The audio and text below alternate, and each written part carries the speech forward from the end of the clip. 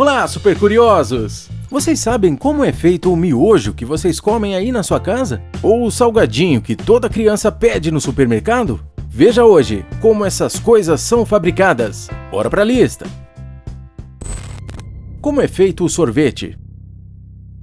Num dia de calor daqueles, quem é que consegue dispensar um sorvete geladinho? Essa delícia na nossa cultura e famosa em todo o mundo é com certeza a sobremesa favorita de muita gente. Realmente, junto de outras guloseimas, o sorvete está entre as paixões que cativam pessoas no mundo inteiro. Mas como é a fabricação do sorvete? Geralmente em fábricas, os ingredientes são misturados em tanques enormes. Logo após, o creme que foi misturado vai para a pasteurização, processo que elimina os micro-organismos que talvez ainda estejam ali. Depois disso, no interior de tubos, eles são aquecidos pela circulação de água quente, que aquece a 81 graus Celsius em 25 segundos. Para quebrar as partículas de gordura, o creme agora passa pela homogeneização. Depois de estar homogêneo, o sabor é adicionado ao creme, dando aquela diferença de sabores que podemos escolher, como chocolate, morango, baunilha e muitos outros. Mais procedimentos são realizados depois, principalmente para dar ao sorvete a textura necessária, estando agora da maneira que nós conhecemos e tanto amamos num dia de calor.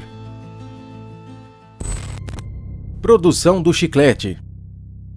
Podemos dizer que, relativamente, a produção da goma de mascar, ou como é mais conhecida, o famoso chiclete, é algo simples. Realmente, vinda do petróleo, é criada primeiro uma goma base, uma espécie de borracha que dá consistência ao chiclete. Então são acrescentados na goma base alguns outros produtos, como xarope de glicose, corantes, aromatizantes e, claro, o açúcar. Logo após, a goma base é derretida a 90 graus Celsius e os ingredientes jogados no misturador. O próximo passo é dar forma ao chiclete, o que é feito por meio de um processo chamado extrusão. Se o chiclete for do tipo que possui recheio, é nessa fase, na extrusão, que ele é colocado. Ao sair da extrusora, a goma é aquecida e logo resfriada. Depois de resfriada, ela está pronta para ser cortada, e é aqui que as formas são acrescentadas de acordo com a marca, da maneira em que encontramos nos pontos de venda por aí. Algumas gomas são polvilhadas com açúcar, outras recebem um revestimento crocante e depois de cortadas, vão para o drageamento.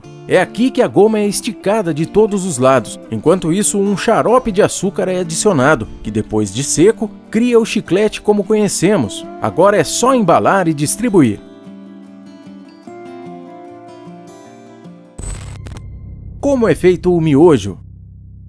É fácil e rápido de se fazer, tem uma aparência conhecida por nós, além de um gosto considerado por muitos como excelente. Aqui em nosso país, ele divide parcialmente opiniões. De um lado estão aqueles que relatam as consequências de consumi-lo, e de outro, aos que buscam a facilidade no momento de se alimentar. Estamos falando do macarrão instantâneo, ou como é popularmente conhecido, o miojo. Claro que boa parte de vocês que estão vendo esse vídeo já comeu alguma vez na vida esse alimento. Outros de vocês são até mesmo viciados no miojo, consumindo-o sempre que a oportunidade de poupar tempo aparece, não é? Como é que se faz na fábrica para o miojo ficar todo enroladinho e dobrado? Qual é o processo de produção do macarrão instantâneo, tão amado e polêmico ao mesmo tempo? Primeiro a massa é feita, e é preciso mexer bem, até que ela fique uniforme e não apareça a farinha ali acrescentada. Logo, a massa é enrolada em folhas e fica descansando por alguns minutos. O envelhecimento da massa permite que o glúten se desenvolva, o que dará a textura desejada ao miojo. Depois, as folhas de massa são cortadas em tiras e o miojo começa a se formar, onde já começamos a notar sua estrutura mais afinada.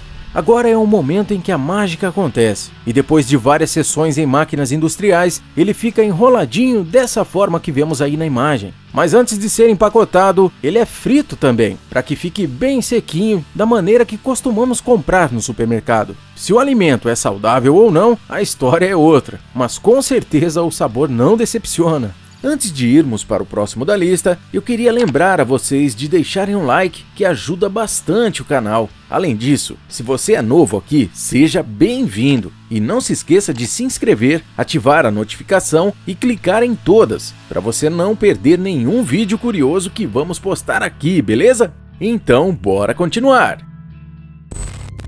Como é feito o salgadinho?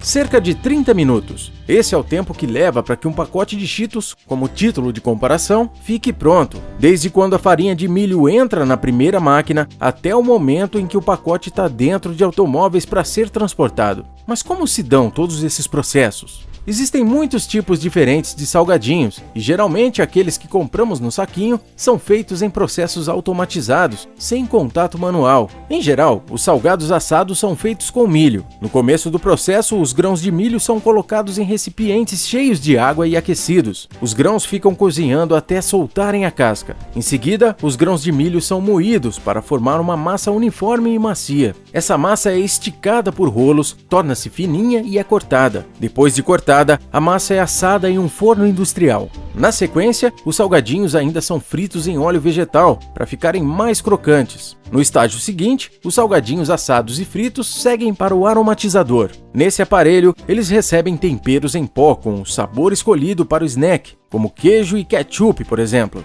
Depois disso, o produto está pronto para ser embalado e é só se deliciar com esse alimento que tanto marcou e ainda marca a nossa infância. Como é fabricado o chocolate? Na forma de barra, bombom ou mesmo de ovo de Páscoa, o chocolate passa por um longo processo de produção para chegar até os supermercados, onde são comprados por muitas e muitas pessoas. Afinal, quem de nós não ama chocolates? A fabricação dessa delícia começa quando as frutas de cacau são quebradas para a retirada das sementes, a principal base do chocolate. Elas são amargas aqui, mas logo serão adocicadas. Depois são retiradas as amêndoas do cacau, sendo que cada um deles possui entre 20 e 50 sementes. Após isso, estas sementes são postas para secar no sol. Após secar, elas são levadas às indústrias e na primeira fase passam pelo que é chamado de torrefação, onde a umidade é retirada e as sementes resfriadas indo para o triturador. Agora descascadas, elas são cortadas em pedaços minúsculos e depois moídas, virando uma massa pastosa. Logo, a massa de cacau passa pela máquina de prensagem e os ingredientes passam a ser acrescentados. Na fase seguinte, conhecida como a malaxação, são diferenciados os tipos de doce, como chocolate preto, torta de cacau ou manteiga de cacau, sendo que agora recebem açúcar e leite, formando a massa do chocolate tradicional que conhecemos. Logo, a massa resultante passa por cilindros que dão ao produto a fineza necessária. Após ser refinado, é retirado a acidez do doce e ele passa por trocas de temperatura. Por fim, finalmente os moldes são cheios e o formato desejado é criado. Aí é só escolher a forma, empacotar e levar aos supermercados. O famoso pão.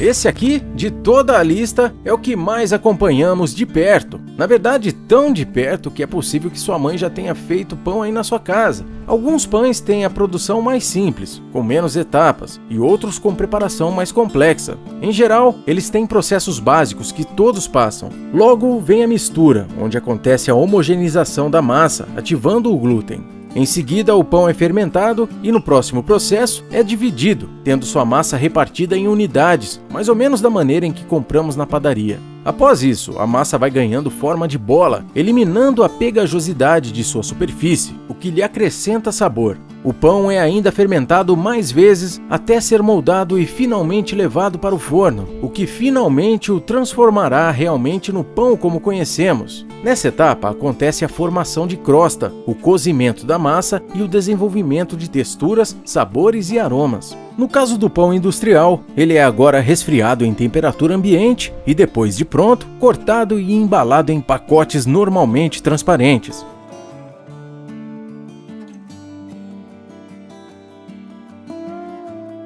Quando todos esses alimentos que citamos nesse vídeo estão prontos, a sensação de comê-los é ótima, mas nesse vídeo percebemos o quanto suas produções demandam trabalho, não é? Aí na tela tem uma indicação para você. Este elefante cavou 11 horas sem parar e a razão vai deixar você sem palavras. Vai lá que o vídeo tá bem legal, beleza?